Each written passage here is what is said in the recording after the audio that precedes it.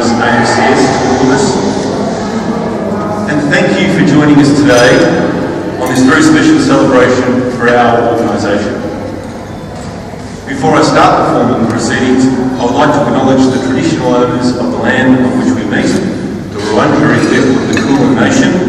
We pay tribute to their ancestors and elders, past, present and emerging. Welcome to you all. In particular, I would like to welcome our special guests here today, our volunteers and workers who have made AMCS what it is today. It's my additional pleasure to welcome our official guests,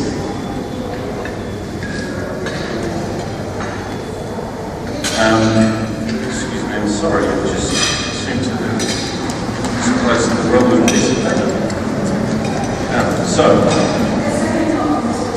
Now I've got that one, I have another one, thank you very much. I'd like to welcome the Honourable Nick Wakely, Shadow Minister for the Environment and Member for Ferntree Gully. Melissa Hall, the Labor candidate for Williamstown, has joined us today and is stepping in for Robin Scott, who we were hoping to be able to join us, but due to the duties of this time of the electoral cycle, we understand why he's a little bit too busy to join us. Mr. Chris Pavlidis, Chairman of the Ethnic Communities Council of Victoria. Representatives from the Department of Social Services, George Pappas, Adele Cookson, Lisa Crawford and Jenny Jankoulis. Thank you very much for joining us today. Dr. Marek Kijek, President of the Polish Sporting Recreation and Community Centre in Albion. Buena Martinez, President of the Filipino-Australian Friendship Association of Geelong. Victoria Pompiani, Secretary of the St George Senior Women's Group. Christina Popczyk from the Sunshine College Charity Association. Nikki Landau, Head of Aged and Carer Services from Uniting Victoria, Tasmania. Tanina Nikiago-Maski, Senior Advisor from the Centre of Cultural Diversity in Ageing. And we also welcome SBS Radio today in the person of Dariusz Buchowiecki. I'd also like to acknowledge the Executive and Board of Directors of AMCS, Elizabeth Drost, our CEO, and we have several of our board members here today. Professor Des Cahill, Deborah Lyon, Renee Blushak, and Barbara Schminkowski. So welcome to you all, and thank you very much for joining us on this very auspicious occasion.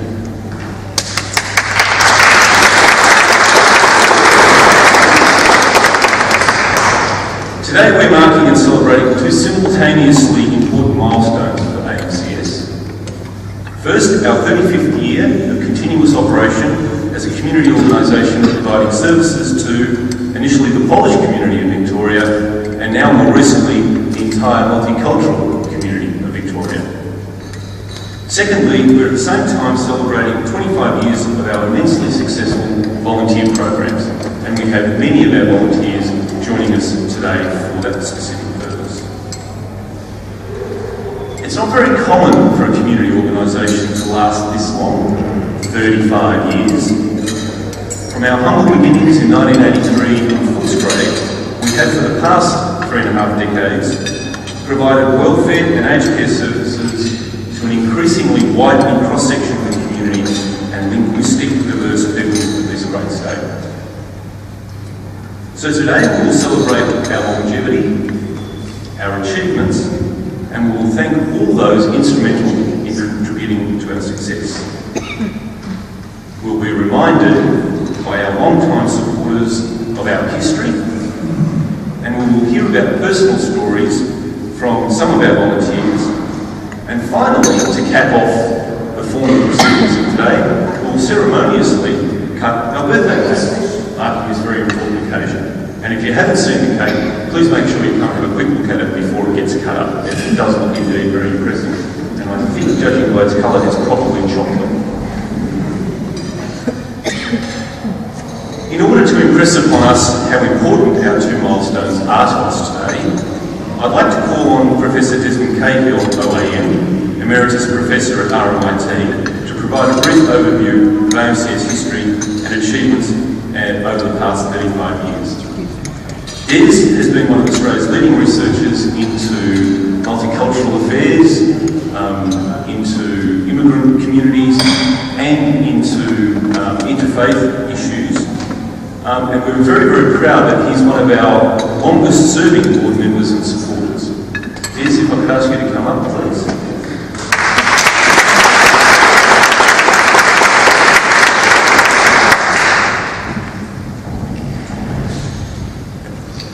Well, thank you, Rick, and may I say welcome to all of you on this very important occasion in celebrating 35 years since the foundation of our organisation, which has evolved over the years, and also in a very special way today, the 25th anniversary of volunteering in the organisation.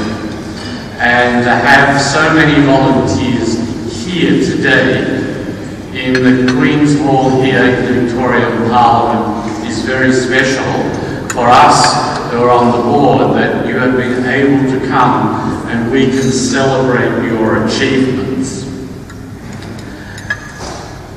Back in 1983, the organisation's first clients were the older Polish people from World War II who came to Australia as displaced persons with terrible experiences behind them in slave labour camps and all of the Second World War, and with their terrible memories which would haunt them for the rest of their lives.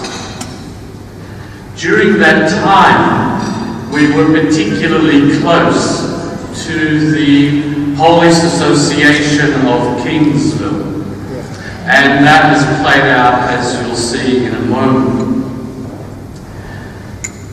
We made a critical decision a few years ago from the Australian Polish Community Services to the Australian Multicultural Community Services, because we realised that the needs in the community went far beyond the Polish community, which was lessening in numbers. And in that time, with our offices at Brook Street there in Footscray, now in Maidstone in Hampstead Road, in the next few years we will be moving to Footscray, because PACLA, the Polish Association of Kingsville, has gifted us with their Millennium Hall. And now we're in the process of taking that gift of the hall and all its offices and transforming it into a multicultural welfare and caring hub that will serve, as we do now, not only right across Melbourne, but also with our office in Geelong and beyond. That was an extraordinary gift, and we want to thank the Polish community very especially, because they have been at the core of this organisation, as we see here before us today. Today, our achievements are very practical ones, particularly with our home care packages program, where we have 438 clients from 46 different cultural, linguistic and religious backgrounds. And last year we gave 49,000 hours of support to the clients, the aged people in their homes. And then we provide other community and home support, another 480 clients. And then our respite program, 456 clients. This is an incredible amount of work, and in the past 2 years we've particularly expanded thanks to the expansion of the home care packages program through the Commonwealth Government. As well, and this is where the volunteers come in a very special way, our friendly visiting programs and community visitor scheme, where we have 294 clients either in their own homes or in residential care facilities being visited by our volunteers, 179 of them. Then, as part of our other work, we support the Ethnic and Multicultural Seniors Club, and I was very pleased to see in our annual report a photograph from the North Melbourne Community Centre, where some seniors who speak Mandarin and Cantonese are playing table tennis.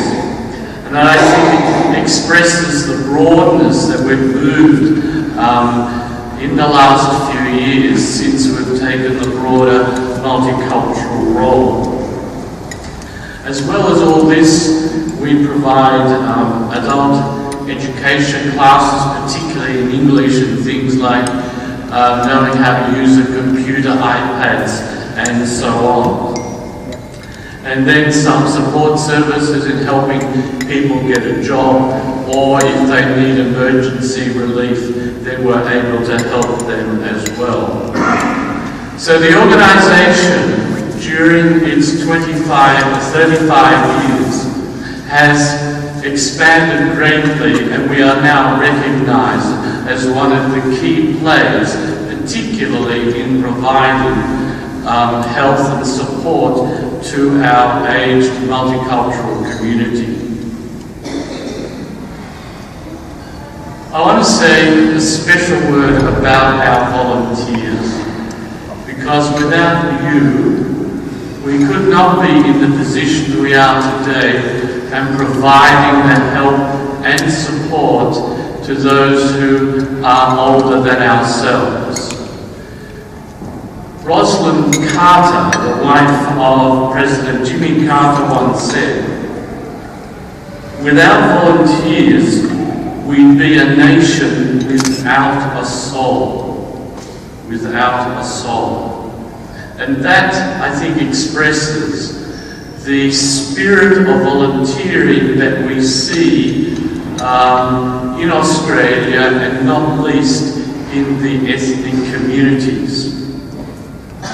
Someone else once said, "Volunteers are not paid, not because they are worthless, but because they are priceless." And I think that's a beautiful quote. But I think that you, with your hearts as volunteers, the size of your hearts can't be measured, and perhaps is best expressed in the depth of the commitment where you are making a difference in the lives of other people. And as Einstein once said, only a life lived for others is worth living. So to you volunteers, thank you very much.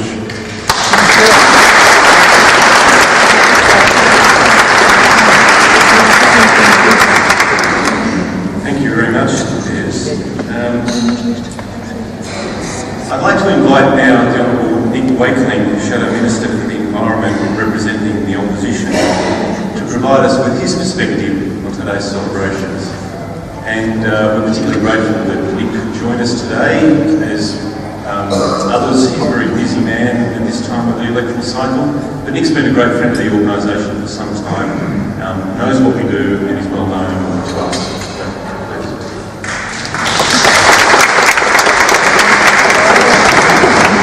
Thank you very much, Rick, for the kind invitation to attend this very important event. And I also acknowledge Elizabeth and pay tribute to your staff for the wonderful work that you do, to the board members, to the representative of the Minister for Multicultural Affairs, ladies and gentlemen, and volunteers. I want to say, particularly to the volunteers, welcome to your Parliament, the Victorian Parliament. On behalf of the Victorian Parliament, can I pay tribute to the work of this wonderful organisation, for the work that you've done in supporting so many thousands of Victorians over 35 years. I think the importance of the story of this organisation is true of so many multicultural organisations in this great state. Victorians pride themselves on being harmonious, pride themselves on being accepting. This organisation started, as was said, to support members of the Polish community, people who had travelled from war-torn Europe seeking a better life. And as they aged, they needed support, and this organisation filled that void and provided that support.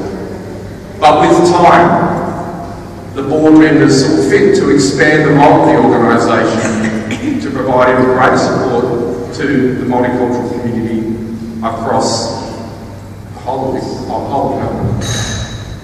And today, 70% of the clients of this organisation are from a country other than Holland.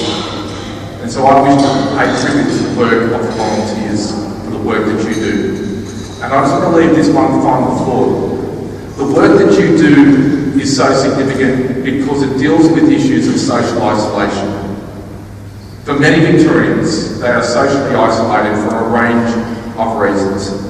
They could be family, they could be social, they could be economic. But people from a multicultural background who have a range of challenges in terms of communication and community engagement are even at greater risk. So to the volunteers, the 179 volunteers who give of their time to provide the support that you do to so many vulnerable Victorians, I say thank you. On behalf of the Victorian Parliament, again, I say thank you because this organisation is a living tribute to the great work of volunteers such as you in this room. So thank you very much, and we pay tribute to the work that you do to employees.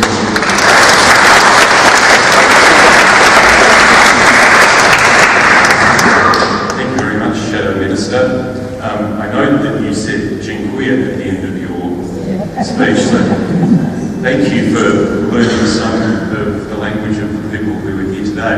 But given our multicultural focus now, I think you're going to have to learn to say thank you in a number of different languages. Thank you again for your attendance. Ladies and gentlemen, there are hundreds, no indeed there are thousands of personal stories and unique experiences that make up the history and the story of ANCS.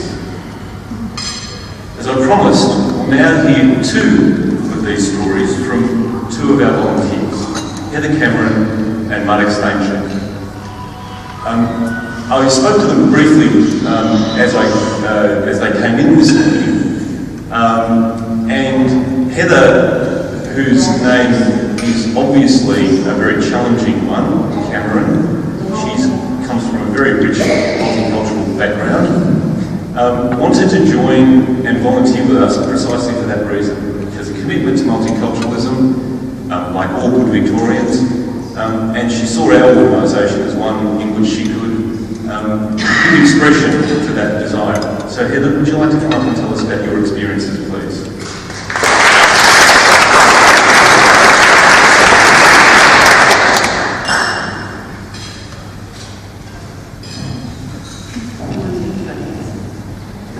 My volunteer journey with Australian Multicultural Community Services. Volunteering, as described in the dictionary, is to do something for others without being asked or paid. But as we all know, it's much more complex than that. For me personally, volunteering was a natural progression of my life's pattern. The giving with heart and mind, to perhaps take me out of my comfort zone, the natural shyness, and the importance of having a purpose. I had an extremely busy and fulfilling career in the health sphere, and had always thought that on retirement, I would like to continue in some way freed up time to help and comfort those in need, and generally assist in any area where I can be useful. So, after retirement and the passing of my elderly mother at the grand old age of 99, who required constant care and reassurance during her final years, the time was right. I felt that perhaps if I was able to find an organisation where I could offer my skills both in administration, no matter how small, and in a caring role with the elderly in mind, perhaps from diverse backgrounds, that would be perfect. In February 2017, I was incredibly fortunate to find such an organisation in the Australian Multicultural Community Services, and they were kind enough to accept me. At the AMCS offices, I thoroughly enjoy my weekly assists. Staff are amazing and appear so calm no matter what the issue is. Even though my role there is ever so small, the AMCS team continually make me feel appreciated and valued, and I'm happy to have helped in any way I can. On a light note, my spelling and pronunciation of both client and volunteer names from many countries is continually improving, much to Magda's joy. It's wonderful to see firsthand how such an organisation works and the incredible goodwill it extends. Unlike many of the AMCS volunteers, I'm relatively new to volunteering and have a single experience to relate to in the community, rather than the many and varied clients and groups most of the AMCS volunteers selflessly assist with. Some months after commencing at Maidstone offices, I was asked if I would like to visit Olga, a lady aged in her 90s, originally from Russia. This I did, and as a show of her independent spirit, she told me that she didn't want to have a regular visitor, even though it was a nice idea and that she didn't need me. I was pleased that she was able to convey this and that she didn't feel under an obligation to accept my offer of visiting, even though she had no outside visitors. She was asserting what independence she had left, and that was a good thing.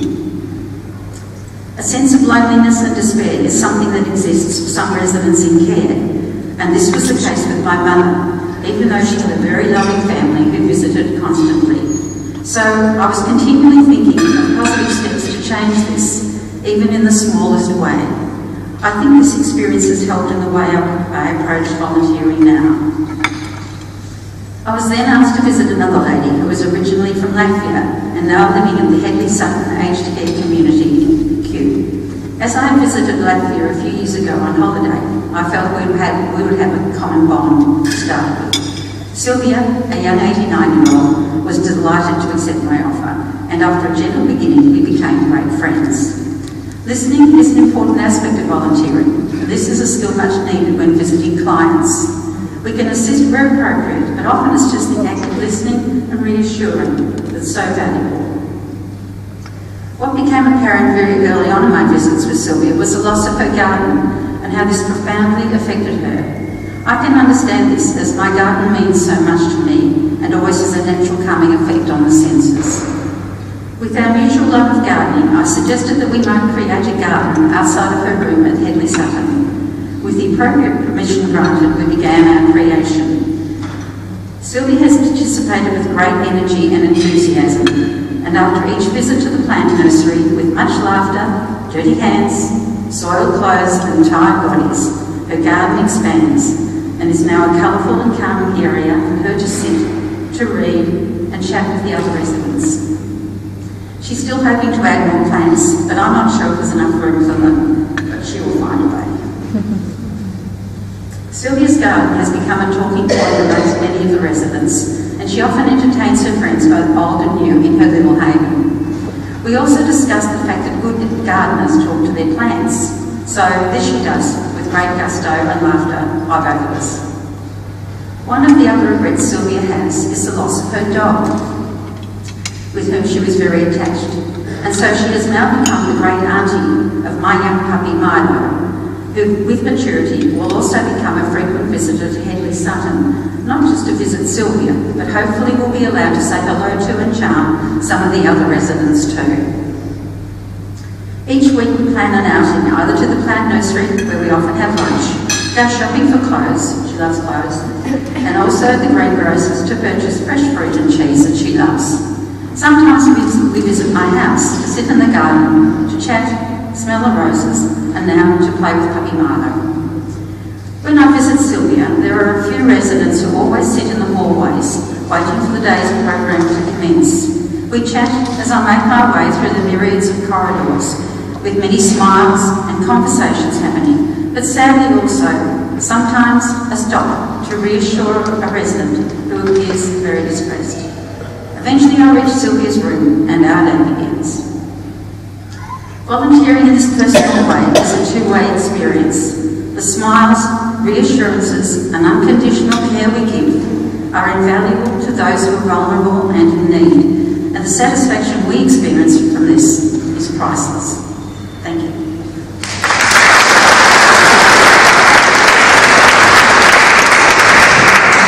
Thank you very much, Heather. Our second volunteer to provide some insight into his experiences in that role is Marek Steinschik. I spoke to Marek earlier and he indicated that his prime motivation for becoming a volunteer and joining us was because he made a commitment to his father. And as we all know, once you make a commitment to your father, you can't break it. So Marek, please come up and tell us about your experience and how this is.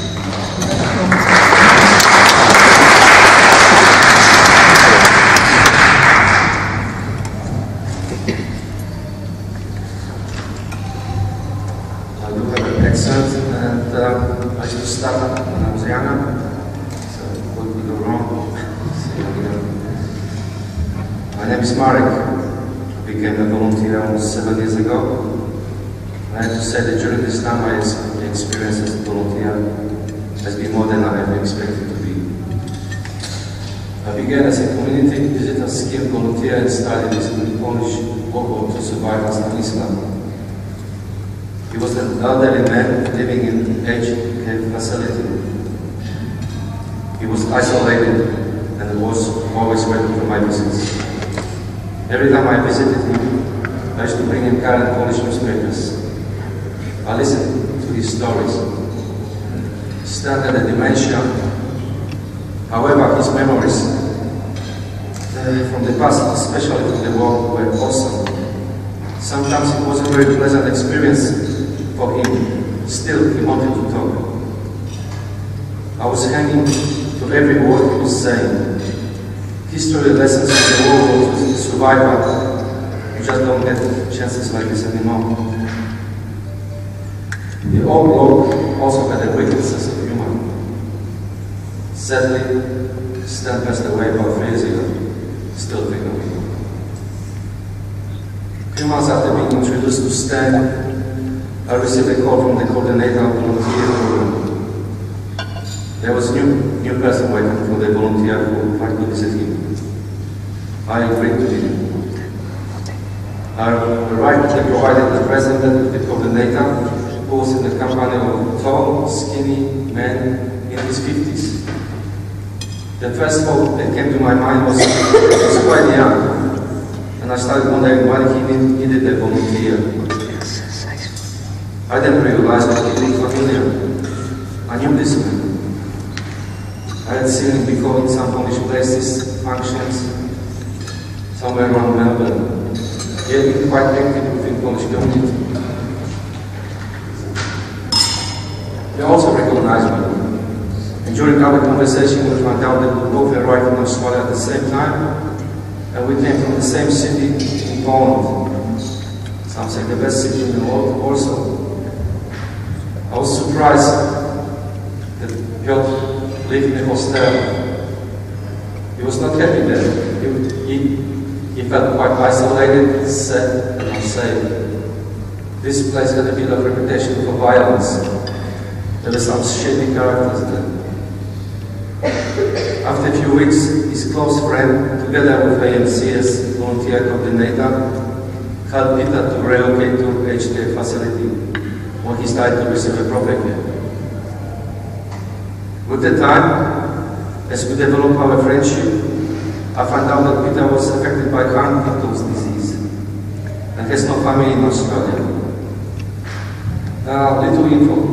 Huntington's disease, HD, is a genetic disorder that affects the brain.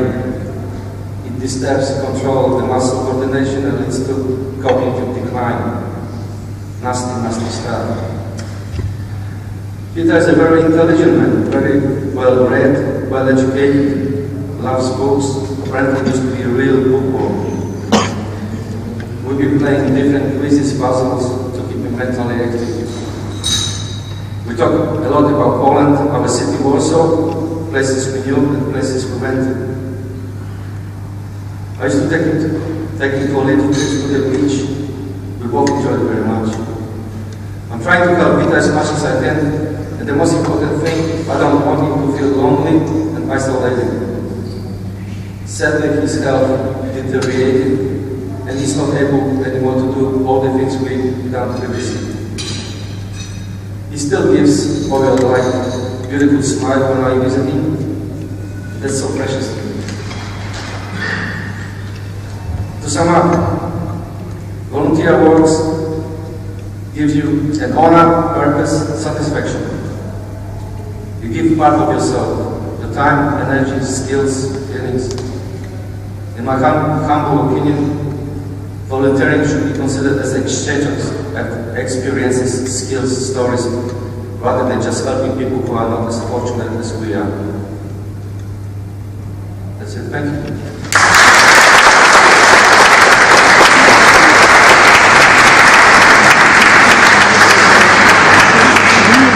Thank you very much, Murray. Thank you very much, Heather. These are just tiny insights into some of the great things that our volunteers have done for us and for the community over the 25 years. I'd like to ask you once again to join me in thanking Heather for these lovely insights.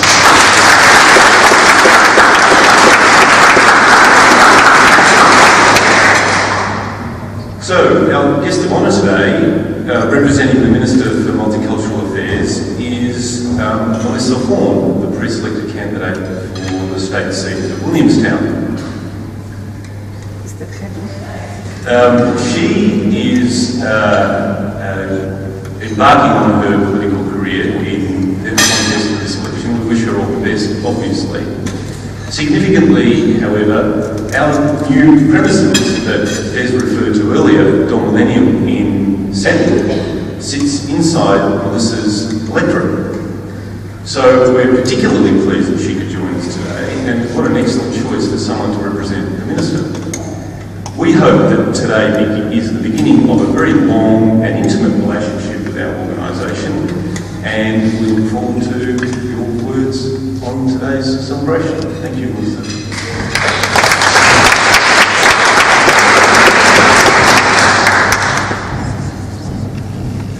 Thank you very much. That was a little more of a formal introduction than I had anticipated. But before I start, I would like to pay my respects to the traditional owners of the land of the country and my respects to their elders past, present and emerging. In fact, I would like to actually pay my respects to all elders, because when I have a look at what we are celebrating today, which is the 25 years of volunteering in such a fabulous organisation, it's often the elders from multicultural communities who preserve the richness of our cultural stories and also have the time to give up to volunteering. It's an honour today to be representing the Minister for Multicultural Affairs, Robert Scott. And as mentioned, I am the candidate for the seat of Williamstown, and it's fantastic that Millennial House is actually, honestly, it's just around the corner from where I live. And when I met Elizabeth a couple of weeks ago, and she said, "They've just been gifted at Millennial House." I said, "Oh my goodness." I took my kids to that park, the next to Millennial House. I've always wondered what is happening to it. And so to see that become the home of AMCS will be just brilliant. And hopefully, I look forward to having a long relationship with you. In the West, we pride ourselves on inclusiveness, and we have a proud history of welcoming people from all nationalities, all religions, all ethnicities. We pride pride ourselves on making sure that we fight for inclusiveness and have that diversity and richness in our society.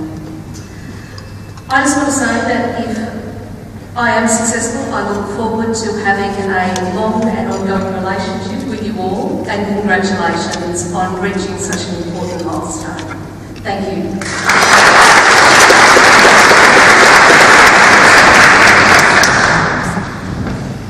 Thank you very much, Melissa. She mentioned to me earlier that the seat of Williamstown has had some very notable members in the past.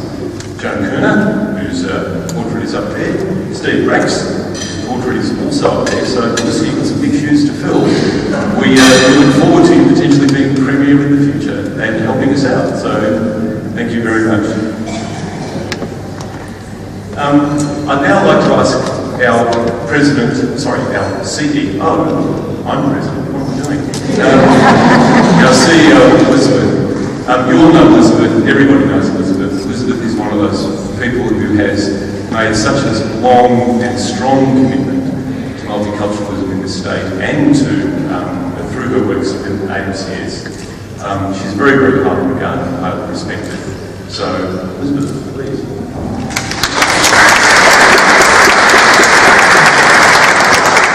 Thank you very much, President Bištek.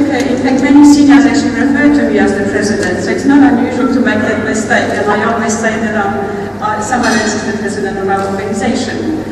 You look absolutely fantastic from where I'm standing, and we are over the moon that you are able to be here with us. We like anniversaries because it's a time for us to sit down, have a cup of tea or coffee, take quiet have quiet reading time and really reflect on what we've been doing and the achievements that we have had. I will also say a few words in my language as well, because I know there are many people from my community. Dzień dobry, witam Państwa bardzo, bardzo serdecznie. Cieszę się, że możecie tutaj z nami być i bardzo dziękuję w imieniu naszej organizacji, zarządu, pracowników za pomoc, którą udzieliliście nam przez tak wiele lat i udzielacie. Bardzo dziękuję. Każdy z Was wie, kim jesteście i patrzę na te wspaniałe twarze, które znam od 27 lat. My role today is to do a vote of thanks, and I would like to start by acknowledging and thanking the founders of the organization. I had the privilege of meeting 3 of them who 35 years ago had the foresight to actually establish our organization. It's an amazing legacy that they have left, and we are so honored to continue to implement the vision and wishes that they had for migrant communities. They were very mindful that people in the western suburbs didn't have access to services on an equitable basis, and that's really where the focus was initially.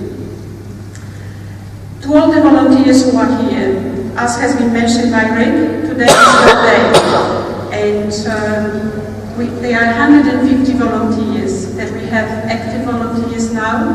There's no week when we do not have volunteers and people offering to help us, new volunteers wanting to join us.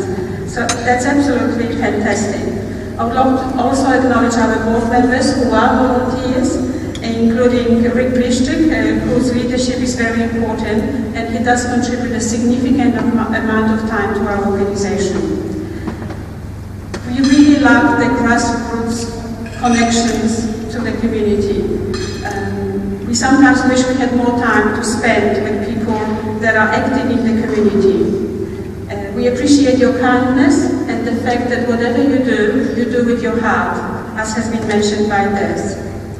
I also thank the presidents of the various senior citizens clubs that are here, women's groups, volunteer-run ethnic and multicultural organizations. You do a fantastic job voluntarily, and it's a role that is not always easy. We know that because we are in touch with you. We know that it's hard for you to take out the tables from storage, set them up, put the chairs away, and host and support many members of your clubs. to the Honourable Nick Wakeling, who I have known for many years and who is a friend of ethnic communities in Victoria. I know Chris Pavlidis hasn't been able to join us. I'd also like to thank Melissa, whom I only met 2 weeks ago, and I rang Melissa's mobile at 8 o'clock last night. So I'm really pleased that she's here. She was planning to be here, but she was also able to speak with us. We appreciate it. It didn't show, Melissa.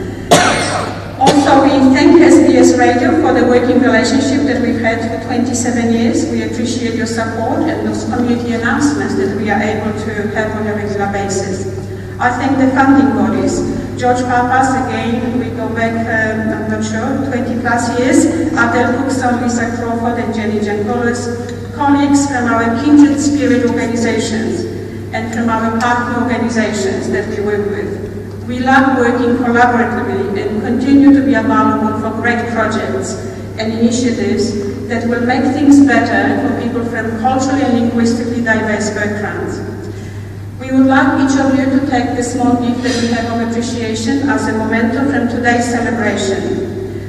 I also have to say one thank you to single someone out, and that is Professor Descao.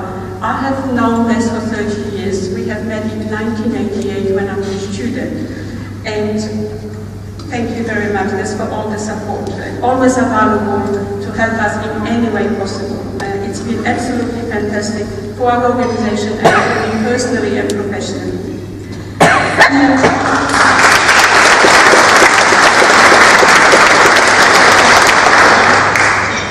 Can I ask, we have flowers that have been ordered and haven't arrived yet, so we will do that. They are on the way, I assure you. Can I ask our fantastic volunteer coordinators team to come and join me here?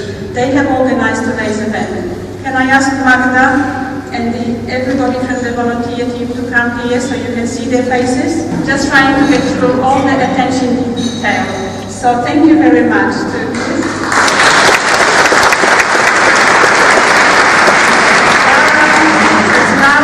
Magdalena, Dori and Shirin. Thank you very much.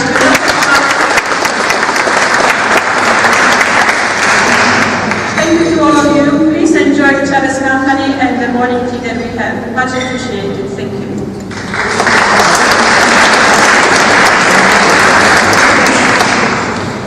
So, that pretty much brings to conclusion the formal proceedings. We have one more thing to do. As I promised you, we will do a ceremony cutting of the cake.